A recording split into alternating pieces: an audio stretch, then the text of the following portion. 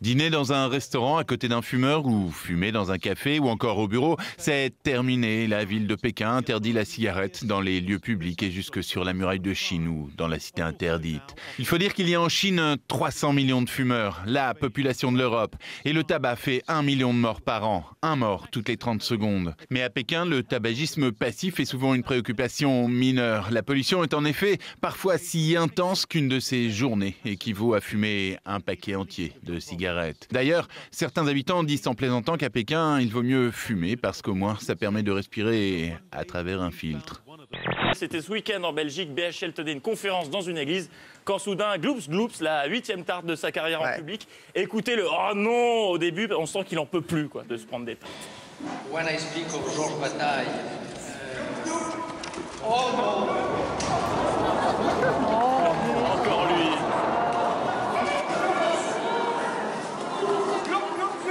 Et photo. 4 ans, ça se fête, même pour un cheval. Et JD sait comment s'y prendre avec les bougies d'anniversaire.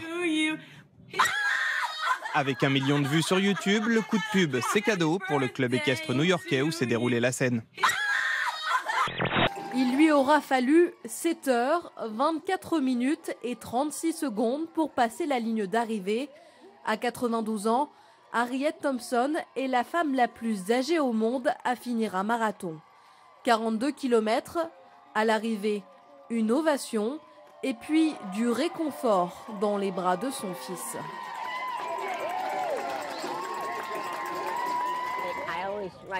Je raconte toujours à mes amis et à ma famille que c'est mon dernier marathon. Mais j'en fais toujours un autre.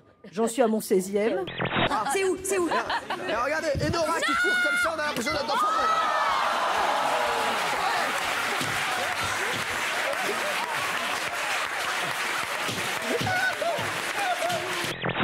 Et là, Kini, ça veut dire quoi? Shiny, brillant. Brillant. Et pourquoi? Donc vous Parce êtes que brillant. je suis brillant en tout. Montrez, Mathieu, si les gens ont vu Shiny. Quand des journalistes se font agresser, comme ça a pu être le cas dernièrement, est-ce que vous pensez avoir une certaine forme de responsabilité? Je pense que rien que votre question est une offense. Et voici la réaction tout en chic et classe de Mélenchon. C'est-à-dire, vous voulez me comparer à l'extrême droite, c'est ça? Pas du tout. Avec votre crâne rasé, là? Je pense que quand... Ouais, d'accord. L'homme politique cochon du jour, c'est un député brésilien qui s'est fait pécho en pleine séance parlementaire, a pianoté sur son portable et bonjour mademoiselle, on a flouté l'image parce que le député, oui, s'est maté un porno en pleine séance, tranquillou, et il en a même fait profiter ses copains et voilà, regarde, elle est pas mal, elle est à poil, c'est sympa.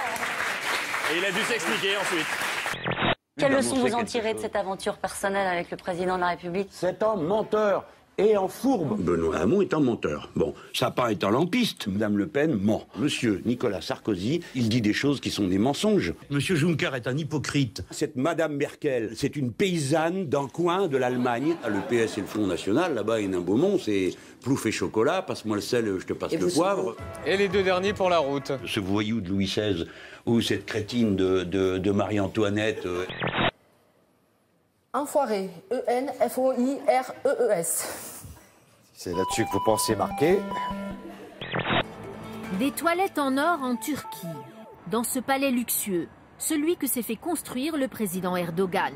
C'est en tout cas ce qu'a dénoncé l'un des principaux opposants du chef de l'État ce week-end lors d'un meeting pour les législatives. Réponse immédiate du président Erdogan. Je l'invite à venir faire une visite.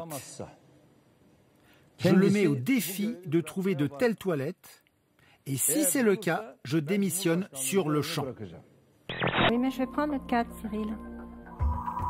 Coupez le petit bout. Écoutez.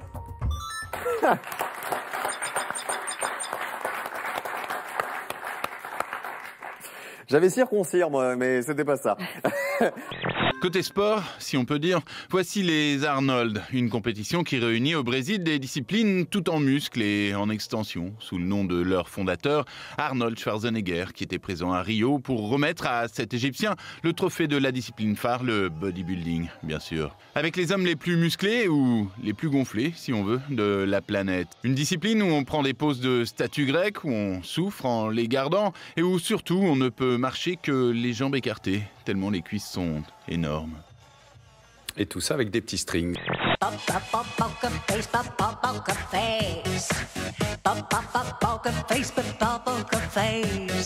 Jusqu'à ça donnait un peu un canard qui dit poker face quoi.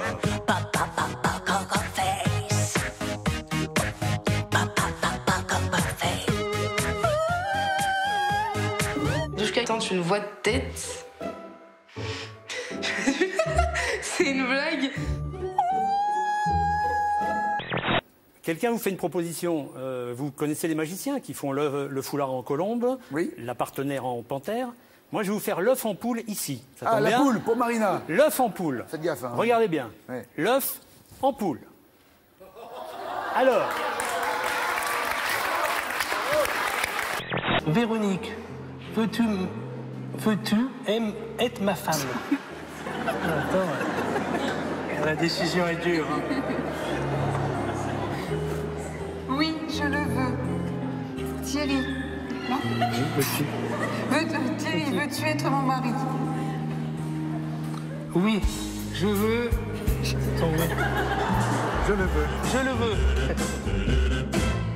Une fresque monumentale sur le périphérique parisien. Il s'agit d'une œuvre de 4000 mètres carrés signée de l'artiste polonais Tenten qui s'en donne à cœur joie. Vous le voyez avec ses pistolets, fresque vue du ciel. Vous ne la verrez pas de votre voiture et surtout, n'essayez pas. Retour en Italie avec ce show aérien dans les Abruzzes qui va mal finir. Les deux avions se percutent. On voit le parachute d'un des pilotes qui réussit à s'éjecter, l'autre sera tué. Les deux appareils finissent leur chute dans la mer Adriatique, sous les yeux médusés des baigneurs. Dans une heure avec Sophie Davant, vous verrez qu'il y a... Ah, ça veut dire dégage. Je m'en vais. Merci beaucoup. Passez une bonne journée. On revient demain. Ouh.